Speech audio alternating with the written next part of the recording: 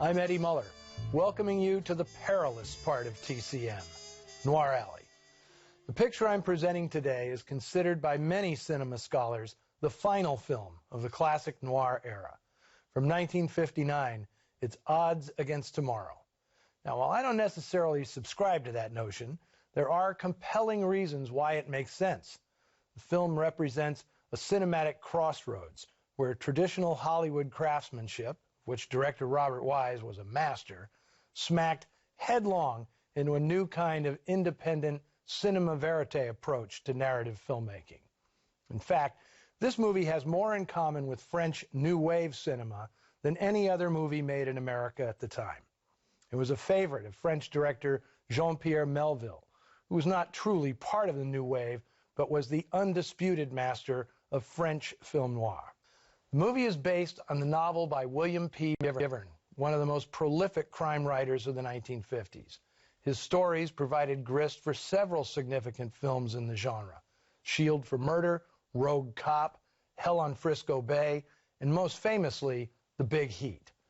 Odds Against Tomorrow revolves around a trio of characters familiar in classic film noir: the angry, isolated war veteran, the embittered cop, who goes crooked, the decent family man grappling with a fatal vice, in this case, gambling. McGivern's twist is that the gambler, Johnny Ingram, is black, and the hatred that flares between these comrades in crime pointed to the racial turmoil that ignited America's civil rights movement. The movie is, however, very different from the book. Both are fueled by racial tension, but the movie is more ambitious, ambiguous, and angrier, thanks to the uncompromising approach taken by its producer, who's also the star of the show, Harry Belafonte. The immense popularity of Belafonte and Sidney Poitier was a challenge to the white guys who ran show business, businessmen looking to control and exploit the actors' appeal while diffusing their blackness. But Belafonte was too shrewd for that.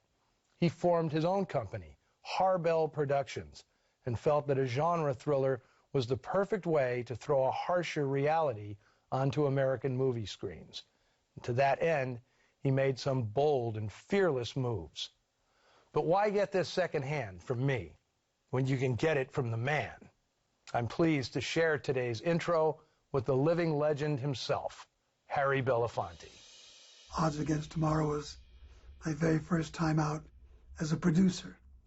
As a matter of fact, at that time, no black producers were in business.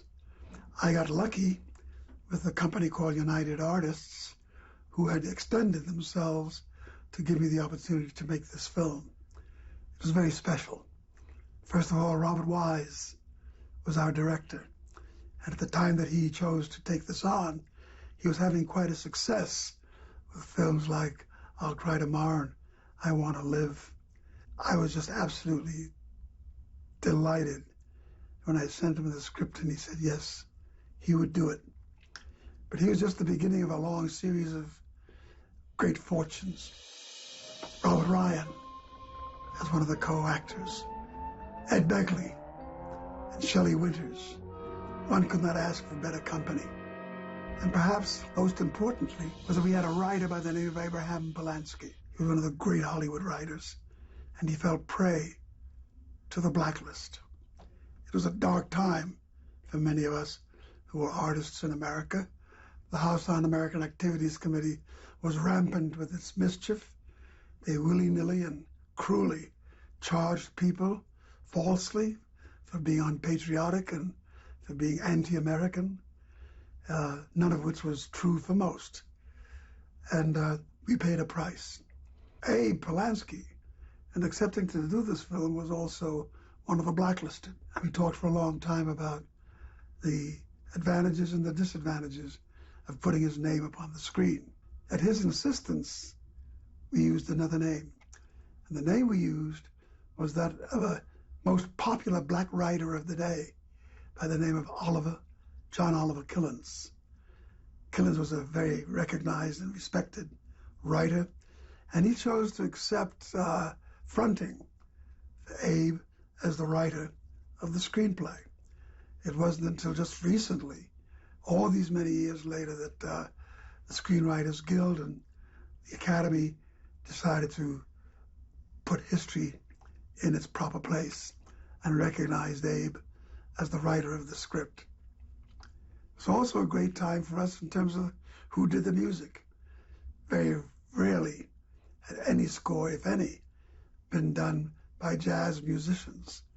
In this instance, John Lewis and the Modern Jazz Quartet scored our film, and what a magnificent composition and things that they did for this film with the great music of the quartet and the Juilliard Chamber Orchestra. For me, it was an opportunity to speak about race, to use symbolism, to use metaphor, and to move to making a film that I thought that audiences would delight in.